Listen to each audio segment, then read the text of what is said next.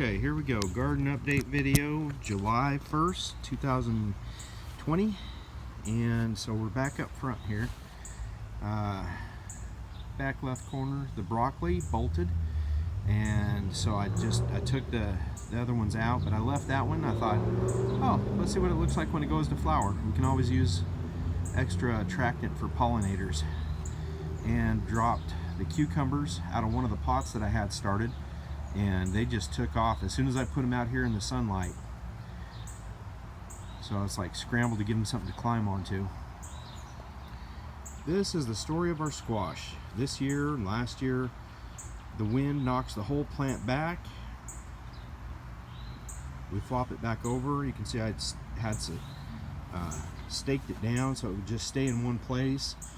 And this morning that was a healthy plant, and this afternoon, come back from work, it's dead. Not even sure what's happening there. But a lot of rainfall was turning all the leaves yellow, like this one's starting to get, and like the previous two that were here did.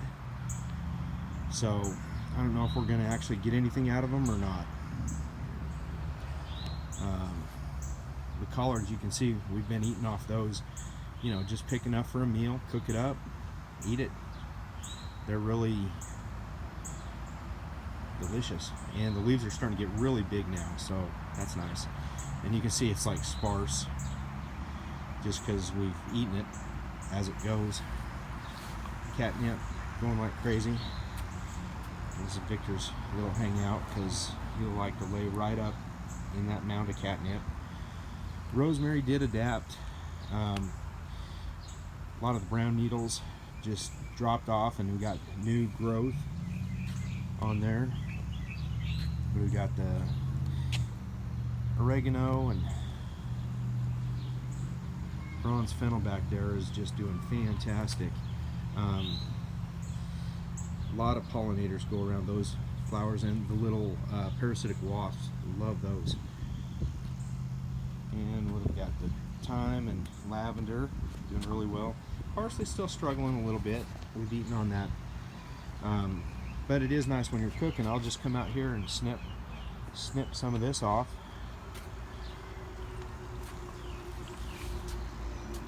The edible flowers, I just put more seeds in there because these ones, they're just, you know, they've bloomed and I think they're done. They dropped seeds, and I've eaten a bunch of them. Just go by and pick them. That orange one is really spicy. It's like horseradish is what it tastes like. The eggplant, so we got these little flies on the leaves, and so we put the dipel powder on them. You can see got a lot of eggplants in there. That's that fairyland. Here's black beauty growing here. We're not getting a lot of size out of them yet, but at least they're growing. This was an experiment this year, so lavender, the mint, like crazy. Astrameria is hanging in there. Dragon's breath is struggling. Paul Robeson tomato in a pot, so it's actually doing better than the ones in the bed in the back, probably because it has full afternoon sunlight, probably about 5 hours, 6 hours. It's actually starting to bear fruit. A lot of blossoms. Now the Cherokee purples in the pots, and they're just some massive tomatoes. You can see that one's getting heavy. It's just leaning over. I gotta stake it back up, but they're doing really well up here. These ones in the pot, yeah, we're getting some little bitty eggplants here. We'll see, you know, how big they grow. Let's see, the edible flowers again. Just munching on those. The basil struggling. I don't think it likes the pot too much. Kale, we've been eating on that. Same thing like with the collards. We'll just come out, just clip the leaves that we're going to eat. Go to town. Here's one of the cucumbers that I left in the pot just to see. I gave it a tomato cage to climb up. It's doing pretty well. I got to really watch the water though, because it'll dry out quick. It'll suck the water really well. There's the lettuce. It just grew out of the stumps after we clipped the lettuce off, and you can see, you know, that's what bolting is. So it shot up, and we're like, well, let's just let it flower. The chives, same as always, only one flower this year. The dill, a lot of pollinators going around the dill. Chamomile, just happy with that. What do we got here? Oh, the super microgreens. We did the sprouts, and there were some that they didn't grow till later, and I went to throw the little brick out that they grow in, and I thought, you know what, here, let me just sink some of those in a flower pot, see what happens. And sure enough, they're growing like crazy.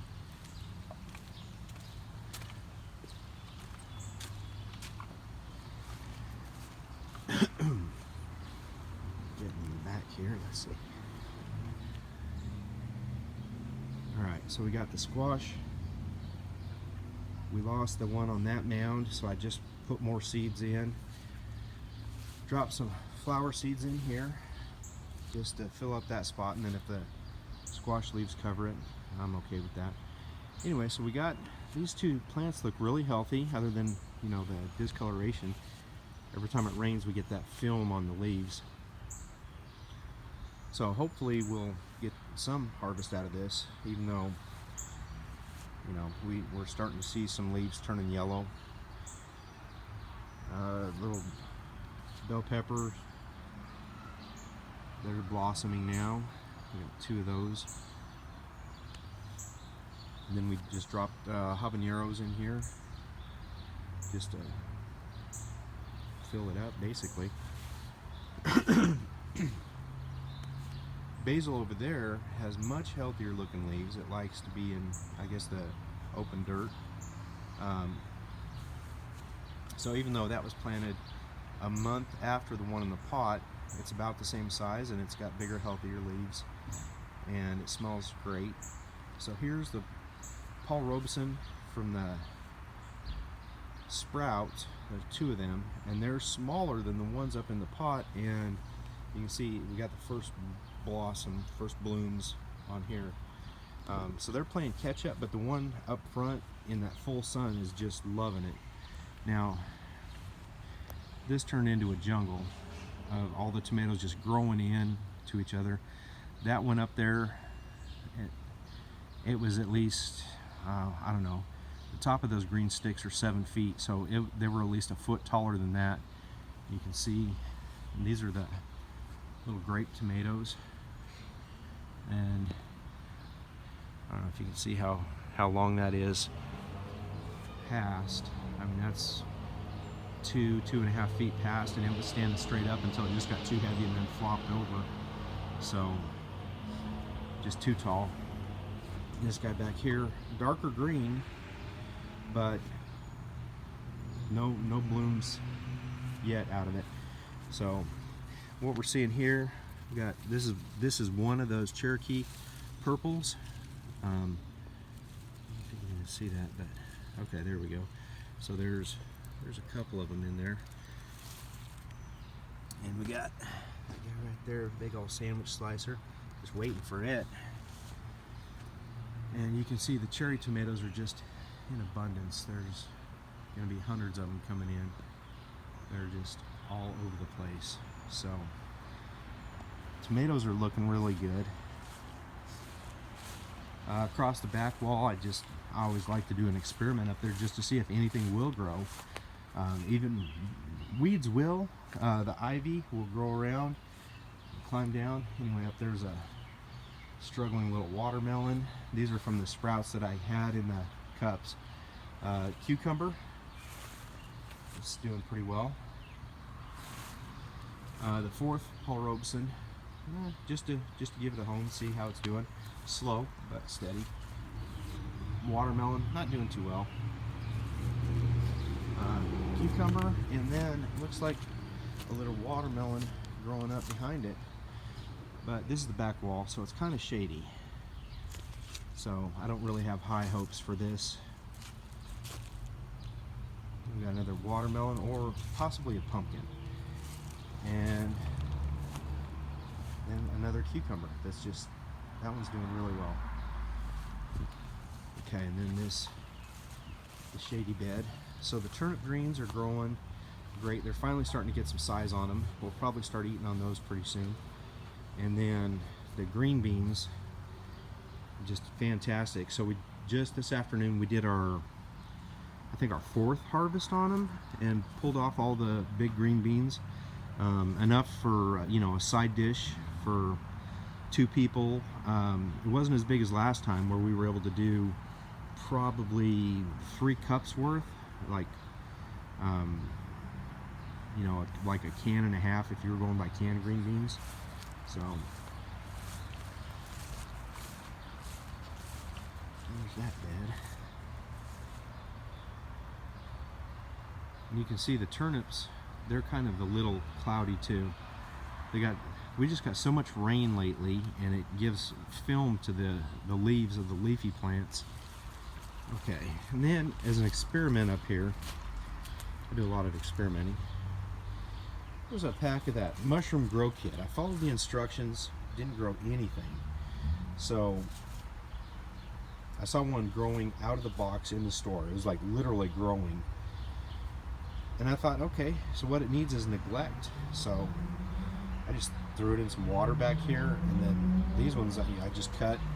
I figure, okay, we'll shove some of that stuff into some, some tree wood. So I don't know. We'll see. I mean, it was already a failed experiment, so we'll see if I can get something out of it. I don't know. Never grown mushrooms before intentionally.